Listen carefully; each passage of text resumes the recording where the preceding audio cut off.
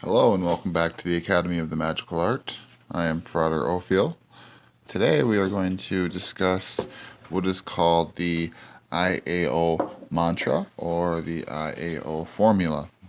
The IAO Mantra or Formula is something through meditation and use one can gain a lot of insight.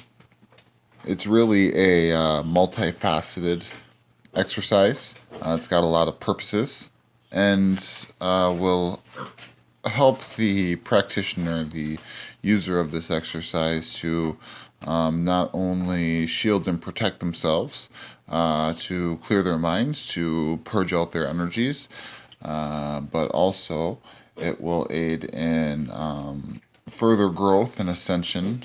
And it has the capacity to shed some new light on some situations or shed some new light on approaches to different magical. The first note or mention that I know of, the IAO formula, is within a Gnostic text called the Pitta Sophia. It's definitely a read. However, it is noted in Book 5 in Chapter 136. This is a book that is attributed to the writing of Christ, and it is recorded as conversations that he had with his disciples. The one part of this text that this exercise, or this formula, is noted, says, "And Jesus made the invocation, turning himself toward the four corners of the world with his disciples, who were all clad in linen garments, saying, IAO. This is its interpretation. Iota, because the universe hath gone forth. Alpha, because it will turn back to itself again. And Omega, because the completion of all completeness will take place."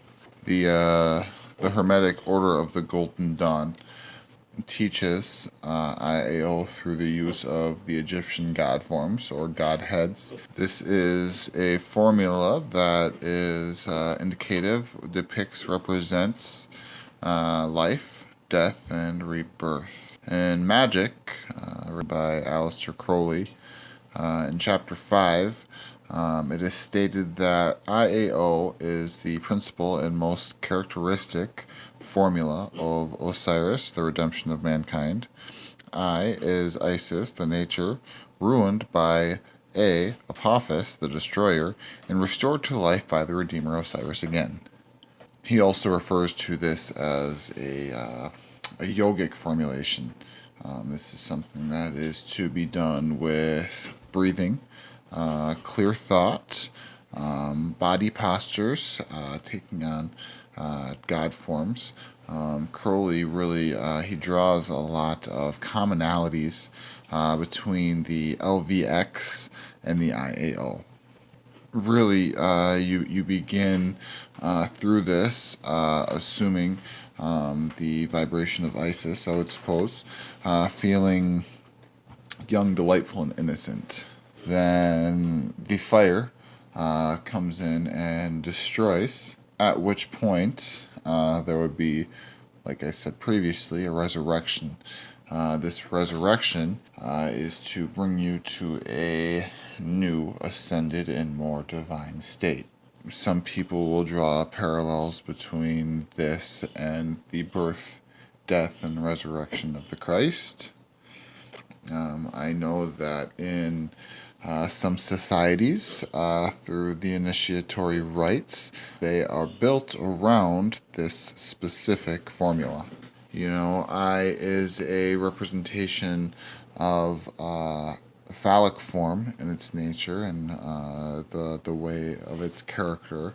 An O represents the yoni or the female, the more feminine aspect, and the A represents the matter that takes form between the two. The uniting of the I and the O, creating a third, more unique thing. So it's a conjunction, a balance between masculine and feminine, if you will. I see in looking at that a lot of drawing parallels between the nature of the IAO, moving in between the poles, and finding balance and ascension through that movement.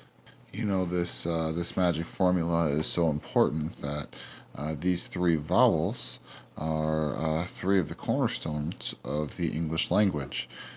We use them constantly, singularly on their own. However, it is very rare that we use them in conjunction with each other, stringing them together in the form of a mantra.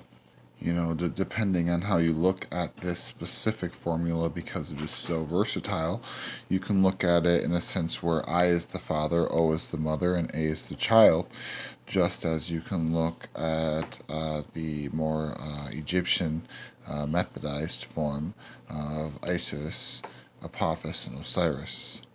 To a Gnostic, Io is in itself a name of God, a divine spirit. And it depicts different aspects of our character and our existence within that. O symbolizing the divine spirit, the eternal circle. I symbolizing us, the projection with that. And the A, again, bringing them to intermingle together, the unification of the divine spirit. There are quite a few different ways to use this formula, this intonation.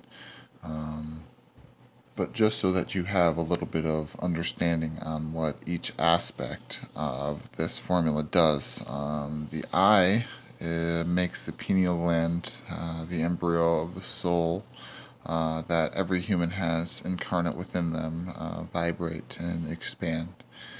The A is in a state of physical vibration. It is supposed to raise the vibration of our physical bodies. And the O vibrates the root chakra and transforms it so that that specific energy will rise up through the spine and reach the brain. It is to cause the serpent of the Kundalini to rise up within us. When I personally do this exercise, it worked well for me. It's not necessarily going to work as well for you. You might have to find a different way to do things. But I like to use a visualization. When I vibrate the I would see a white light streaming down and forming almost a pillar within my body. When I vibrate the A, I would raise my arms up so that they were perpendicular with my body, forming a cross, and see a red line going across my arms. And then as I vibrate the O, I lower my arms back down. And at that point I see a blue circle around my body. These are to be long, prolongated intonations. You don't just do it for a couple seconds, but rather take a deep breath in I would recommend 5 to 10 seconds, whatever you can do, and then hold it. You want to hold and channel that breath within yourself. Feel it build within your chest with pressure and magnitude, and then you release it deeply. The I is actually pronounced like an E, so it would be E, and then when you move to the A, again it's a long A, and then you use the O. String them together in one breath is okay, or you can do it in 3 different steps. Deep breath in 5 seconds, hold 5 seconds, intone the I for 5 seconds, hold for 5 seconds, breathe in for 5 seconds, hold for 5 seconds, breathe out, intoning the A for 5 seconds, hold for 5 seconds.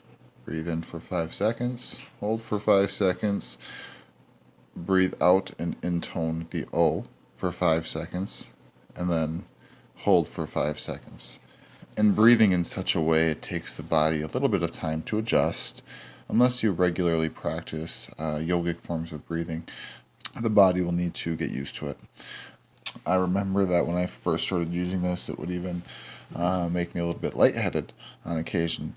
I wasn't sure if that was from the way I was breathing or if that was just because I was vibrating these three different aspects of my body all at one time, allowing for physical effects to be felt. There are some other mantras that you could intone after that that are recommended.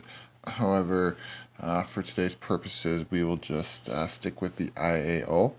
I'll be adding some further videos on other forms of mantras and how to do them, what they're for, in time to come. However, for today, I want to thank you for joining with me at the Academy of the Magical Art. And until next time, blessed be.